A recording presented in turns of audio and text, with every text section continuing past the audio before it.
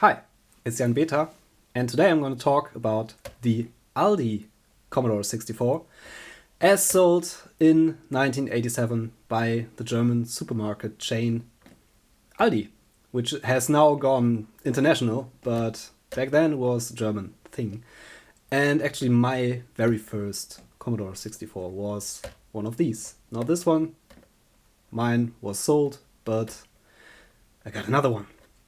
So let's take a look at my personal history and at some of the specialties that these have. In the summer of 1987, my father returned home after work with a Commodore 64 box. He said that he had stopped by Aldi on the way and bought this as a spare because of course he already had a 64. The rest of the family took it as a joke because no way was Aldi going to sell a nice computer like this. Aldi had a reputation of being a discount supermarket or grocery store, whatever you want to call it, back then. Turns out my father told the truth. Aldi sold Commodore 64s in Germany in 1987. The one he bought would eventually become my first computer for Christmas that year. There's also going to be a video series about that in December. So stay tuned on this channel for seeing me recreate my Commodore 64 1987 original setup, which is the plan for December. The Commodore 64s sold by Aldi were pretty special ones, and there's a lot of rumors going on about them. So let's take a look and see how to tell if you're looking at a genuine Aldi Commodore 64.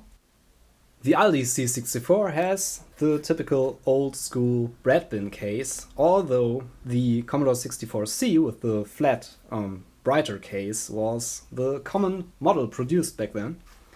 Here's 1984 64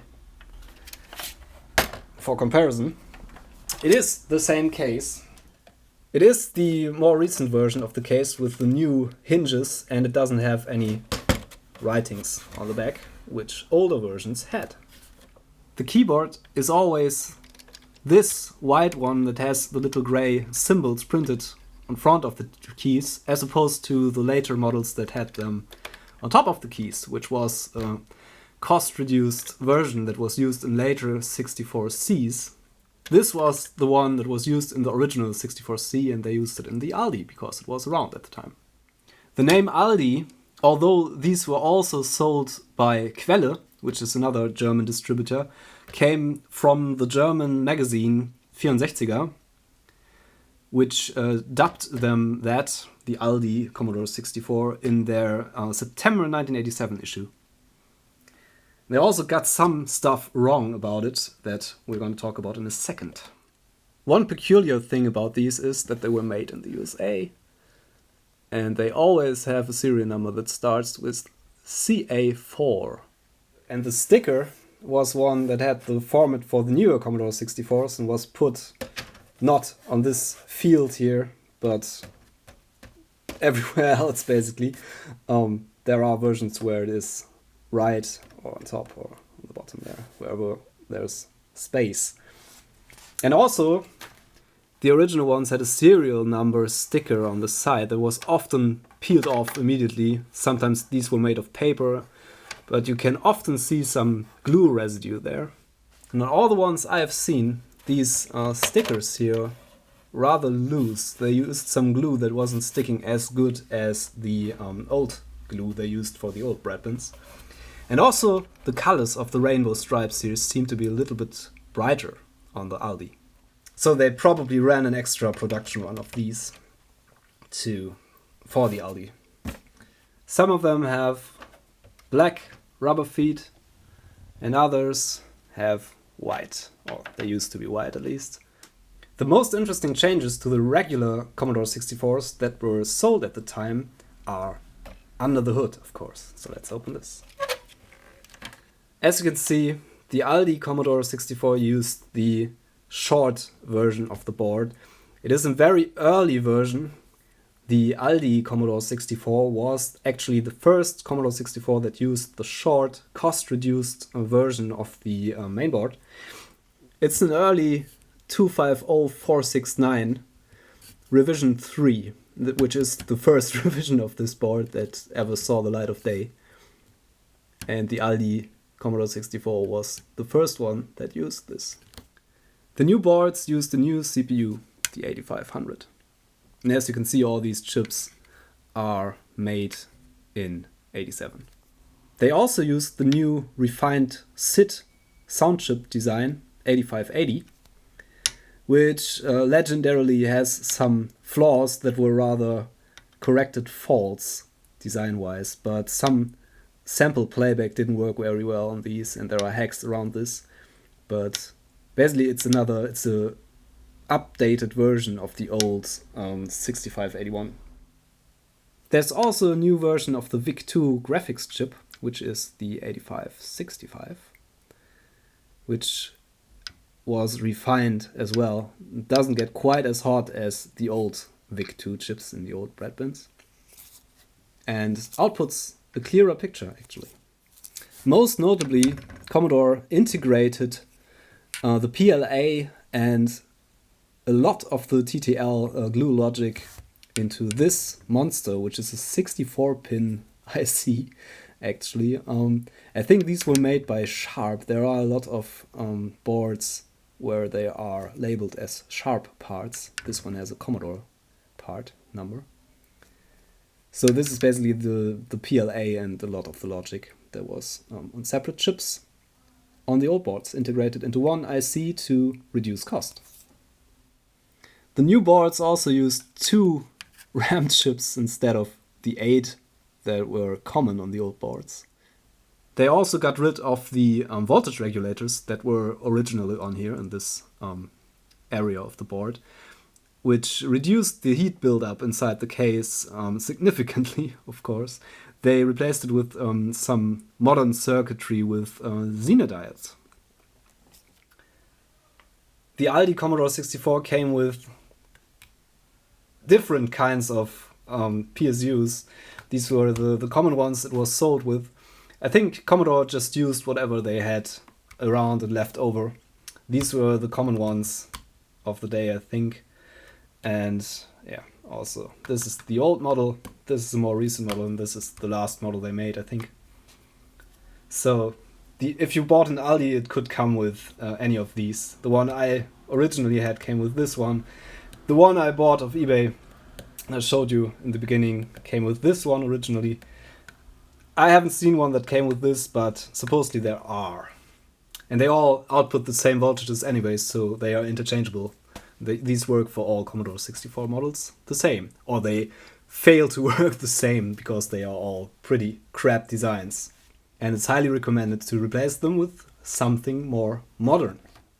These were originally sold for 299 Deutschmarks, which would approximately be 150 euros today, I think, which is pretty nice given that this was still quite the state-of-the-art computer.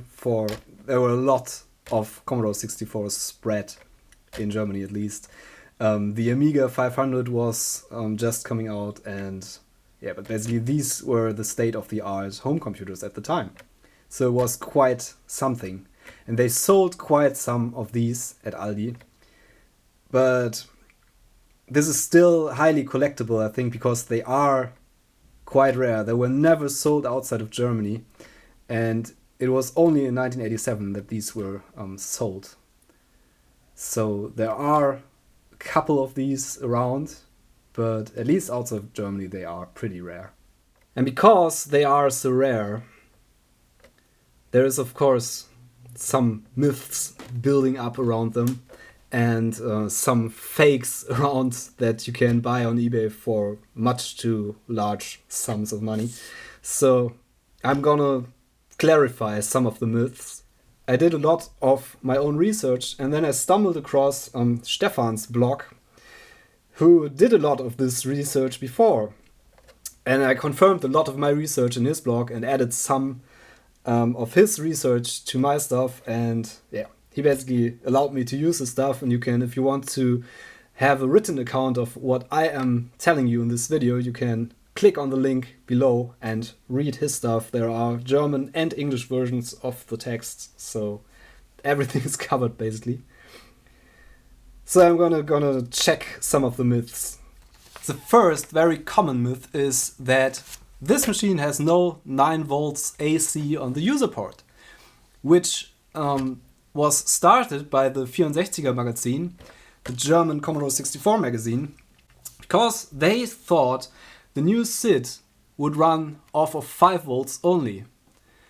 They didn't know that the SID also uses 9 volts, so there has to be a 9 volt line somewhere, and the power supply still supplied 9 volt AC, which still is present on the user port.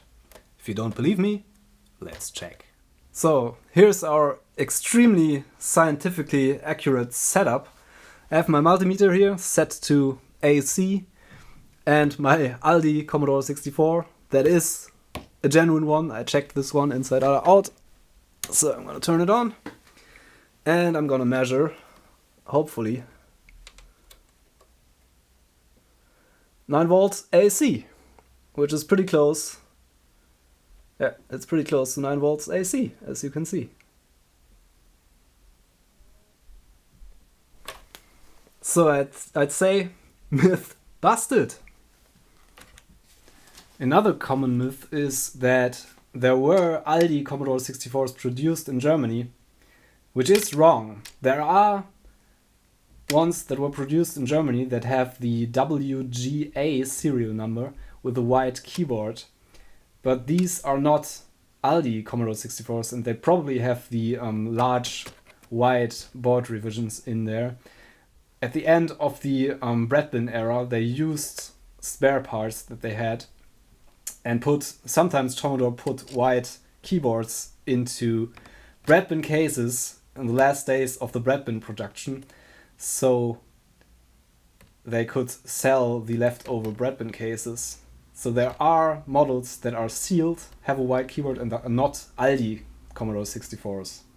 They have a WGA serial number and are made in Germany, but they are not Aldi ones. They were normal ones for the normal market, not sold at a discount price at Aldi.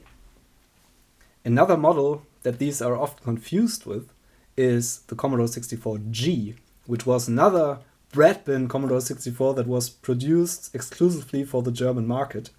But that one had the keyboard with the symbols printed on top of the keys, the cost-reduced one. It had a newer revision of the mainboard, and it had mostly green LEDs. Most of them I've seen had green LEDs, and they had a paper sticker instead of this metal one, and also on the power side here. And the bread bin case was white on them, or nearly white. It has the same color as the keyboard. So that's a completely different model, which is also highly collectible, of course, but it came out a year later and was sold in various supermarket chains, I believe. Don't get these confused. So, thanks for watching. Hope this was insightful. That's about it. That's about all I researched about this Aldi Commodore 64, which is a pretty special model. Hope this is helpful to someone, and hope there's going to be less fake, expensive Aldi Commodore 64s on eBay after this. So anyway, I'm gonna play a nice game on this one, and see you all in the next video, hopefully.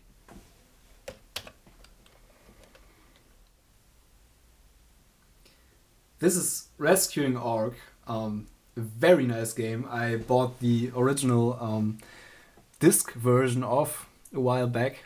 I still haven't completed it. It's made by Juan, who I'm gonna link the game below. Recommend getting it. It's a very nice game. So anyway, thanks for watching. Hope to see you again on this channel. If you want to support me, I'm gonna link in my Patreon page in the corner there. And yeah, I recommend getting Rescuing Orc. It's free. The physical copies cost some money, but they are affordable for what you get. Very nice packaging and stuff. So yeah, Commodore 64 game made in 2017.